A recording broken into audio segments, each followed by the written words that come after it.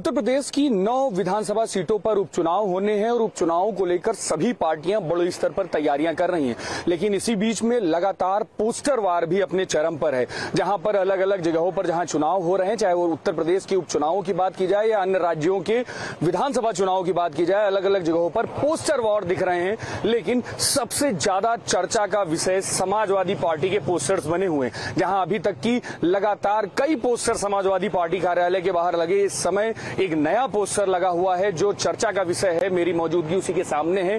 आप देख सकते हैं कि साफ तौर पर एक नया पोस्टर अब समाजवादी पार्टी कार्यालय के बाहर लगा है, जिसमें साफ तौर पर लिखा है 9 का संदेश, 27 का जनादेश, पीडीए के अखिलेश। यानी कि इसका अगर राजनीतिक मूल समझा जाए, राजनीतिक मीनिंग समझे जाए, तो 9 सीटों पर जो उत्तर प्रदेश में उपचुनाव होने हैं वो साफ तौर पर 27 यानी कि 2027 में जो विधानसभा चुनाव उत्तर प्रदेश में होंगे उनके जनादेश का रास्ता 9 सीटों से खुलेगा। और पीडीए कहीं इस पोस्टर के हिसाब से पीडीए जो है वो अखिलेश यादव का सपोर्ट करेगी। यानी कि 9 का संदेश, 27 का जनादेश, पीडीए के अखिलेश। और ये जो होर्डिंग है किशन सेठ के द्वारा लगाया गया है, उत्तरी विधानसभा बनारस के जो है वाराणसी के हैं उनके द्वारा लगाया गया है। और एक पूरा संदेश दिया जा रहा है, क्योंकि अगर उत्तर प्रदेश में उपचुनावों की बात की जाए तो साफ तौर पर राजनीतिक गलियारों में सबको पता है कि जो इन 9 सीटों पर चुनाव होने हैं वो 27 के लिटमस टेस्ट की तरह माने जा रहे हैं। और इसी को देखते हुए साफ तौर पर यह होर्डिंग काफी महत्वपूर्ण मानी जा रही है कि समाजवादी पार्टी भी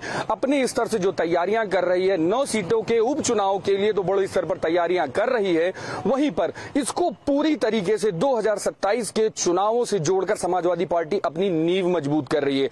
यानी कि जहां 9 सीटों के उपचुनाव को लेकर पार्टी मजबूती से जमीनी स्तर पर चुनाव लड़ने जा रही है, वहीं पर इस होर्डिंग के द्वारा अपने कार्यकर्ताओं को संदेश भी दे रही है कि पूरी ताकत के साथ 9 सीटों पर चुनाव लड़ना है, जिससे कि 27 में एक बड़ा जनादेश के लिए संदेश दिया जा सके।